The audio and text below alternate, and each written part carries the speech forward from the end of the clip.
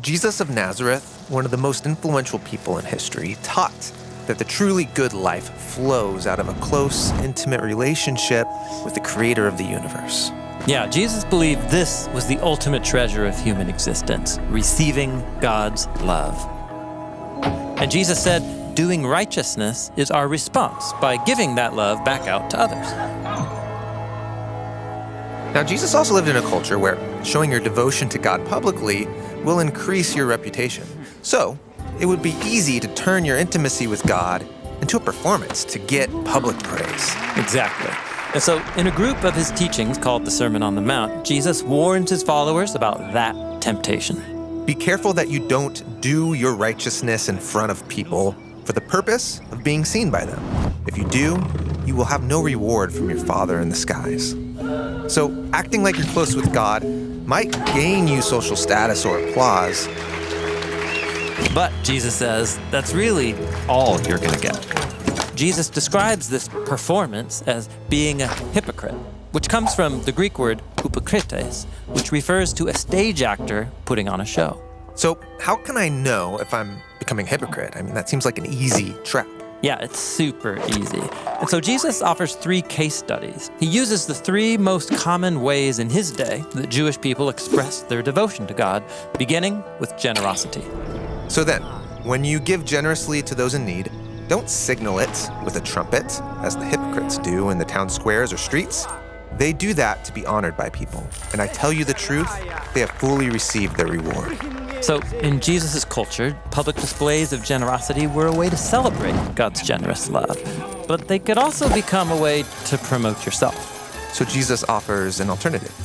When you give generously to those in need, don't let your left hand know what your right hand is doing, so that your giving is done privately. And your Father who sees what is done in private, he will fully reward you. So, one foolproof way to make sure your generosity is really done out of love is to do it in ways other people can't see. But didn't Jesus also teach to let your light and good deeds shine as an example for others? Well, yes. When you consider all of Jesus' teachings on generosity, we see he regularly called his followers to give generously because it displays the heartbeat of God's love. But be careful and self-critical, he says. If there's even a hint of inner hypocrisy, it's probably wise to do your giving in private. It would be easier if Jesus just gave one clear rule. Maybe, but what he's given us is wisdom, and that forces us to cultivate a closer relationship with God, trusting that he'll show us when to give in private or more publicly. He makes the same point in his second case study about prayer. And when you pray, don't be like the hypocrites who love to pray while standing where people gather or on street corners so that they can be seen by people. I tell you the truth, they have fully received their reward. In Jesus' culture, most Jewish people stopped whatever they were doing multiple times a day, and they prayed a traditional prayer from the Torah called the Shema. Jesus himself was known for his consistent devotion to prayer. But be careful, he says, because even your prayer habits can become a strategy for public praise. Right, I can imagine the temptation to conveniently find yourself on a busy street corner when prayer time comes. I mean, people will think I'm really devout. And if that's what you're after, congratulations. You will probably get people's admiration, but that's all. So Jesus suggests a different way. But when you pray, go into a room, shut the door, so you can pray to your Father in private. And your Father, who can see what's done in private, he will reward you. Prayer is about spending time with God, sharing your thoughts and concerns, and trusting that he will hear and respond. The easiest way to check your motives for praying is to do it when no one can see. But again, this is not a rule, it's wisdom. Jesus prayed alone and also together with his followers. Both are important ways of connecting to God. The third example Jesus gives is about fasting. When you all fast, don't look gloomy like the hypocrites. They make their faces look disfigured, so their fasting will be seen by others. I tell you the truth, they have received their reward. So fasting is a way of praying with your body by withholding your own physical needs like food and drink, and then inviting God's presence to meet you in that place of need. But even fasting can be used as a performance. Yes, so be careful, like Jesus says.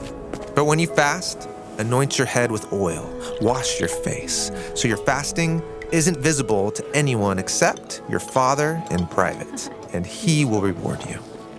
Now, notice that in all three cases, Jesus does not say to ditch these practices. Right, express your devotion, but find creative ways to do it so that you don't treat God's love like a trophy. Jesus knows that his followers will be most effective in the world when they care the least about their social standing, because their ultimate goal is simply to know and be known by the God of generous love.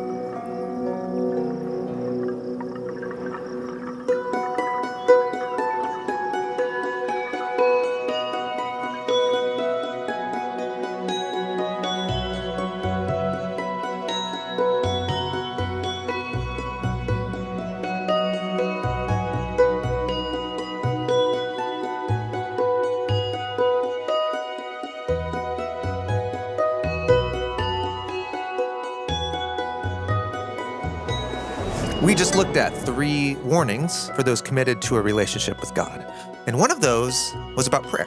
Next, we'll look at the very center of the Sermon on the Mount, where Jesus teaches his followers how to pray.